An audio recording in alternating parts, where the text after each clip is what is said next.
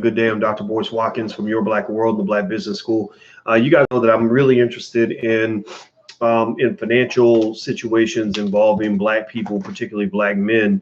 And so there are a few places that have more interesting dynamics as it relates to Black men than the NFL and the NBA. And so, I put on my Black finance professor hat, and I've been paying attention to these contracts and, how much money they get, how much is guaranteed, and versus how much is contingent upon this and contingent upon that. And you guys know that this morning we were talking about Antonio Brown and how Antonio Brown, for whatever reason, nobody knows what that reason is, but Antonio Brown just threw away $30 million when he got released from the Raiders, and he asked to be released, and they released him, and now he's not going to get his money. But then again, maybe there are teams out there that'll pay him something, because apparently they are playing with monopoly money. Well, let me give you some good news about somebody who is obviously smarter than Antonio Brown, by the name of Julio Jones. Julio Jones is a wide receiver who's also talented, who plays for the Atlanta Falcons. And Julio Jones, I'll try to grab the article here. Julio Jones just made a blockbuster deal with the Falcons. Remember, it was a big deal that Antonio Brown was going to get $30 million guaranteed. Well, actually, Julio Jones just signed a crazy deal where he's going to get $66 million over 3 years, and $64 million is not only guaranteed, but he gets that money like tomorrow. Like the minute he signs the contract, Julio Jones will get a check for $64 million, like in his bank account, next Friday or whatever day they're going to sign the deal.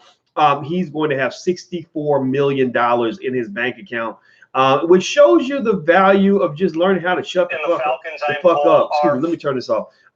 Just shut the fuck up sometimes, man. Like, seriously, I'm not tripping. I mean, maybe Antonio Brown has CTE, maybe something's wrong with him mentally, maybe he has a personality disorder, so maybe he can't help it. But all that tweeting and Instagram and Facebook and all that is literally a good way to lose a lot of money and a lot of opportunity. A lot of people, for example, have made a lot of young people, I think, feel that you're supposed to put all your business, on Instagram, tell everybody every single thought that you have.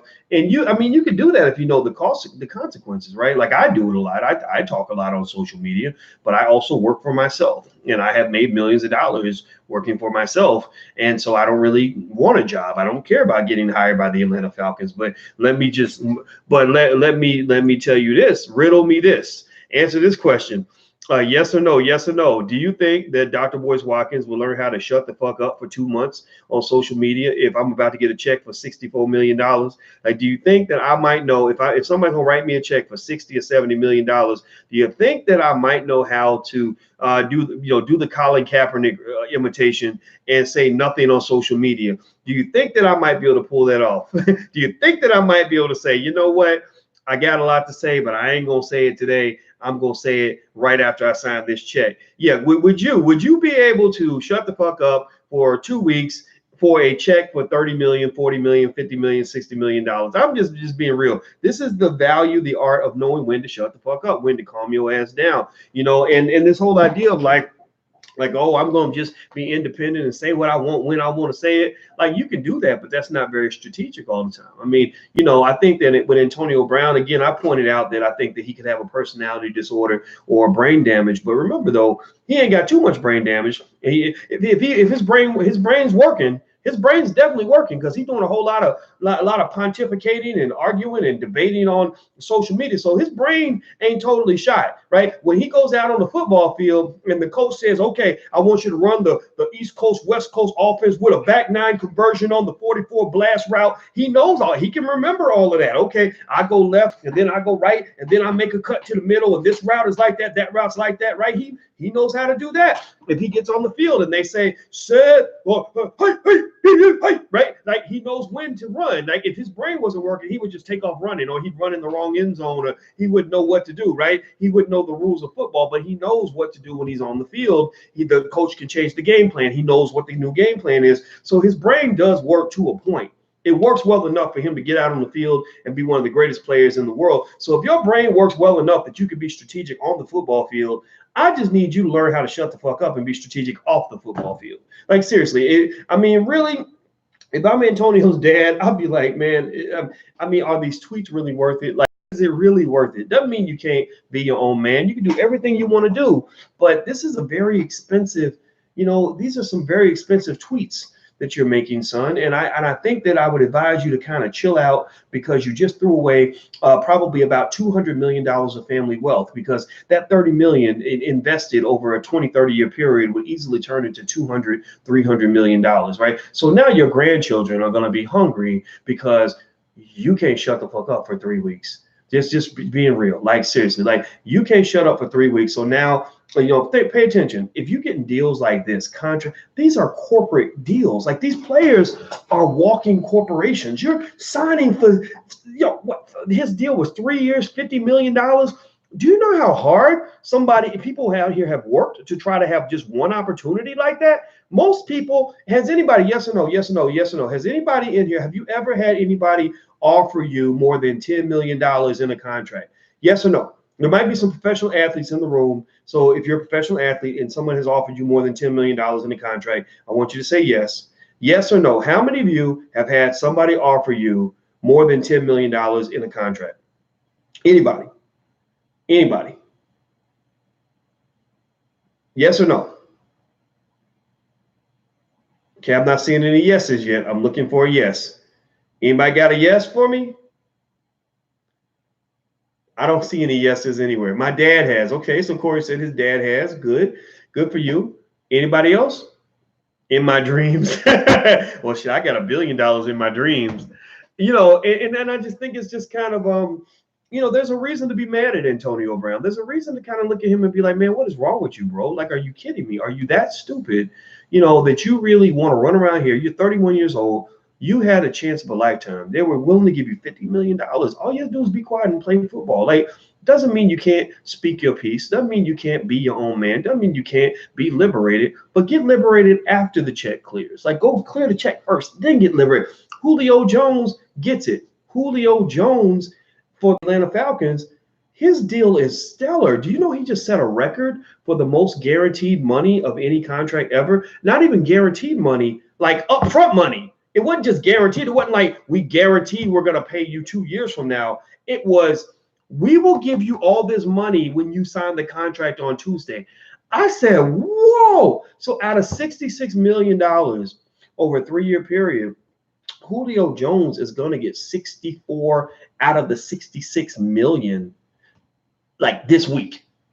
That is amazing. It's also amazing, actually, from a financial standpoint, because there's a concept called time value of money, which says that getting 64 million all at once is a lot different from getting 64 million over a 3-year period, because you can take that money and invest it, and he could turn that 64 million into 70 or 80 or 100 million if he has good investment advisors. He could do that over short. I could take that 64 million and turn it into 100 million pretty easily, pretty easily, just with some basic investment. So really, he is he really shows kind of the other side of the Antonio Brown situation, in the sense that, he's a 30-year-old man. I'm sure he tweets just like Antonio Brown. He probably got an Instagram like Brown.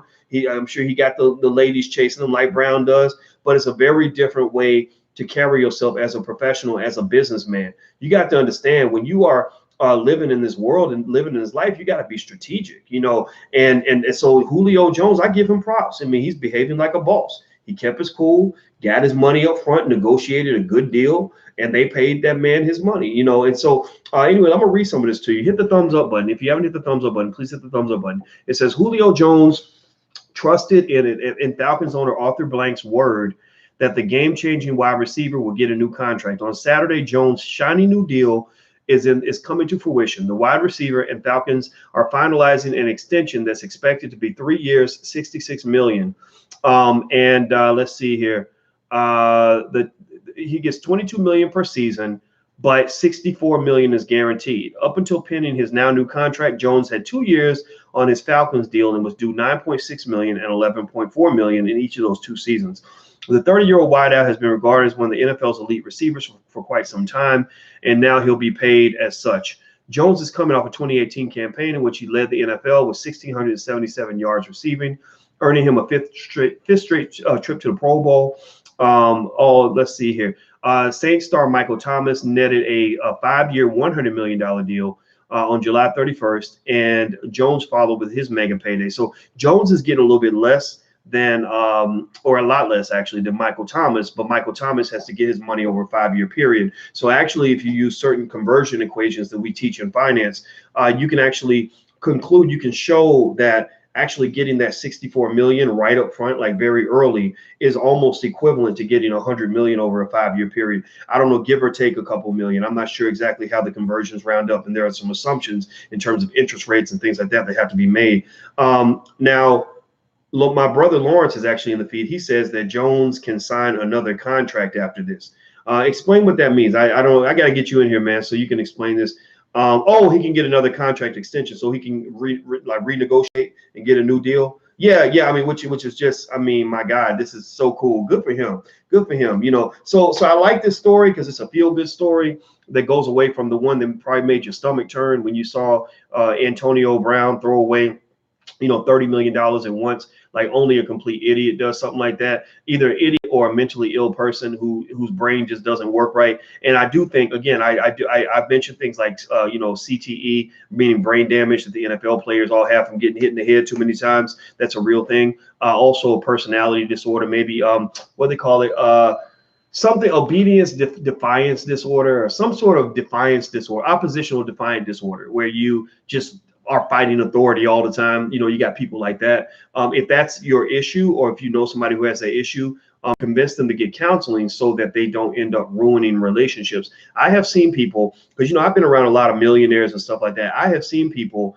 throw away multi-million-dollar opportunities because they simply could not get along with other people. A lot of Black folks have these issues because we grow up in the middle of trauma. We grow up in a bed of chaos. Our lives are ridiculous from birth. Growing up in hoods with gunshots, daddy been locked up in prison for 20 years. Some people ain't never seen their daddy before. So you got a lot of people that just have that when they talk about that hood mentality, like that's real, right? And it's because the hood was a socially engineered construct that led to tremendous amounts of Black trauma that causes people to have functionality problems in adulthood. And what it does is it affects a lot of areas, particularly relationships, right? That's why you have all these babies being born that don't have the mother and the father in the house, because the mother and father always want to fight. They can't get along, right? It's like, why the fuck you gonna say that about me? Nah, motherfucker, I'm a well, really, I'm just cussing at you because I'm mad because my daddy was never around when I was a little kid, or you're mad at me because I don't know, maybe someone raped you when you were a child, whatever it is,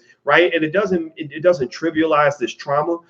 There's a lot of trauma, enough trauma to go around in the hood. But what it does say is that if you are a person that wants to have good relationships, and you want to have a productive and wealthy and healthy life, and you want to make good business decisions, get your ass some therapy if you find yourself constantly fighting with people. Because I'm going to tell you like this, I know bosses, I know millionaires, and I know bosses. And one thing true bosses understand, strategic bosses understand, is that you don't bring dysfunctional people into your organization. I have had dysfunctional people come and work with me with all the talent in the world.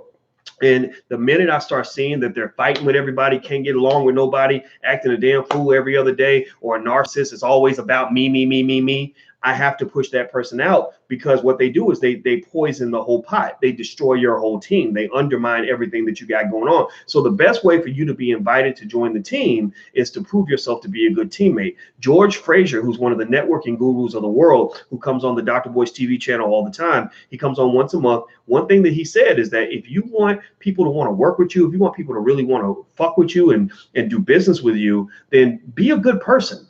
Chill the fuck out. Stop thinking it's all about you. Don't be quick to cuss somebody out. Nah, motherfucker, you ain't going, oh, you disrespected me. Oh, shoot, we gonna fight. Man, ain't nobody got time for that. Seriously, nobody has time. That you can't bring a hood mentality into a setting where you're really trying to build something. Because people that have that crazy, chaotic mindset, always wanting to fight, always wanting to get into it with people, They're not builders, they're destroyers. So when you're building your teams, look for people who are builders. Builders are people who say, look, we have an issue, we have a difference. Why don't we sit down and talk it out over a drink, because I really don't want this to happen. Or people who say, I really want to help. Like, what can I do to help the team win? What can I do to be successful?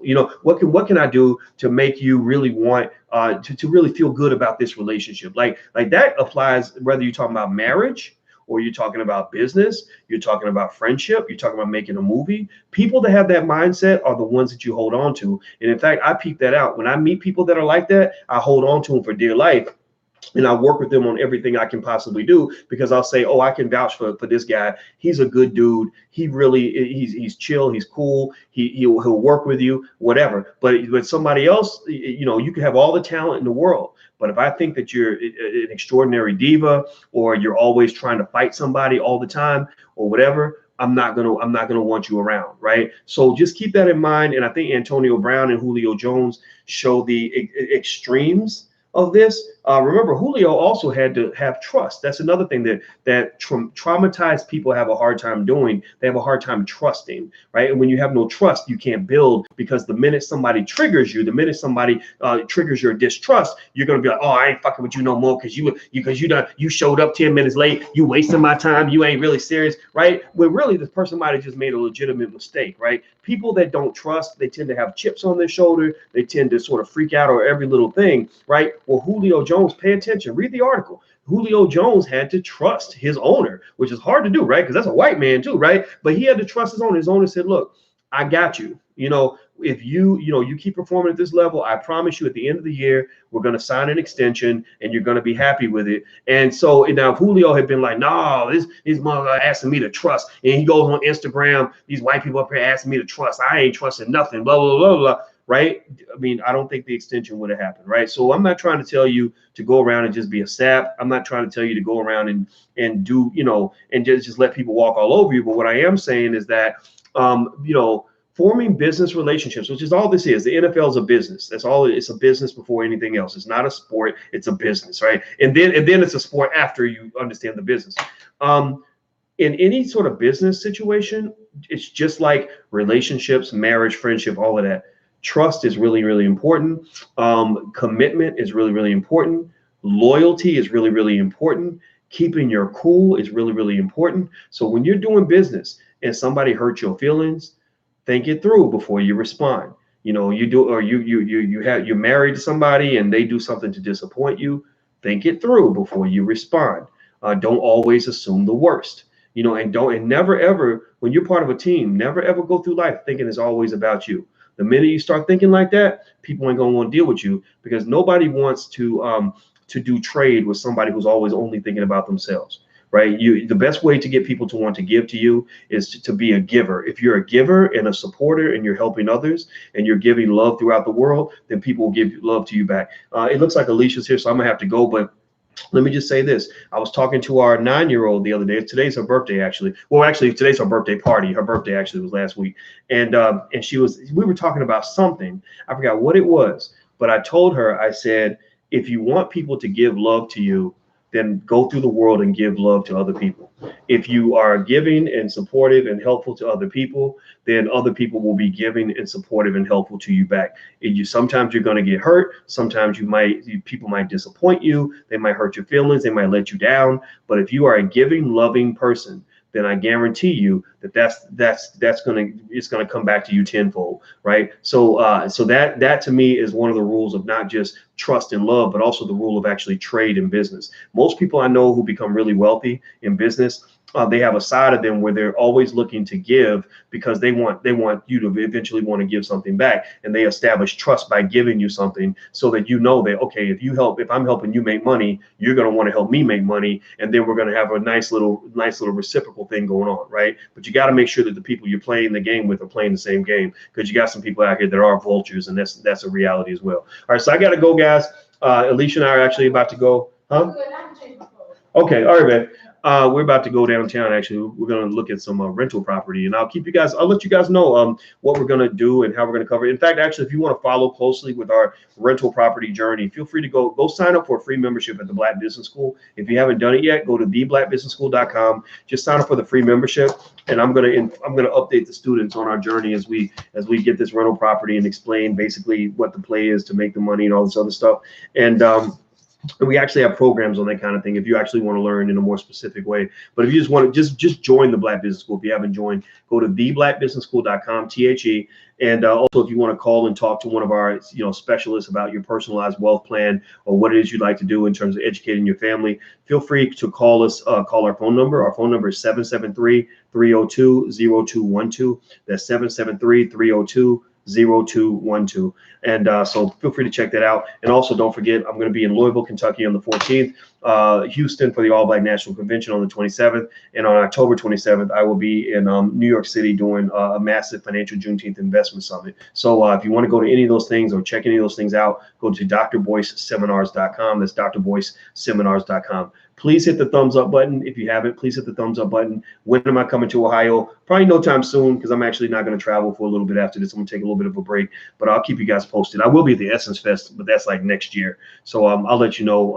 I'll keep you posted on that. I will be in New Orleans all around that time. All right. So take care, guys. Have a good day, and I shall see you soon. Be good. Peace.